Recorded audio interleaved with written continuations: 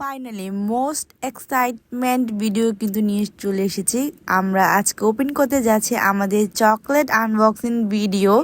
তোমাদের ভাইয়া আমাদের জন্য এতগুলা চকলেট নিয়ে এসেছে, তো চলো দেখি কি কি চকলেট নিয়ে এসেছে। বিদেশ থেকে আসার পরে কিন্তু লাগেজ খোলার যে ব্যাপারটা সেটা কিন্তু খুবই ভালো লাগে। দেখো তোমাদের ভাইয়া আমাদের জন্য কত চকলেট নিয়ে এসেছে, এখানে অনেক রকমের চকলেট ছিল। তো চলো আমি এক এক করে তোমাদের সাথে আনবক্সিং করে দেখাচ্ছি। ক্যাডবেরি ডেইরি মিল্ক গুলা দেখে আমার বড় মেয়ে এত খুশি হয়েছে, কারণ সে এই চকলেট গুলো খুবই পছন্দ করে।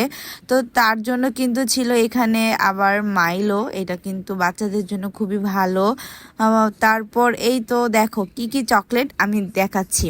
এখানে দেখো সবগুলো চকলেট আগে আমি নামিয়ে সাজিয়ে নিয়েছি, তোমাদের সাথে শেয়ার করবো। চকলেটটা কিন্তু মোটামুটি ভালোই, আমার কাছে এত ভালো লাগে না, বাট এই যে এই ক্যান্ডি নাট, এই যে এই চকলেটটা এত বেশি মজা, ভিতরে পুরো বাদাম স্নিকারের মতো খেতে। চকলেটগুলোও মজা।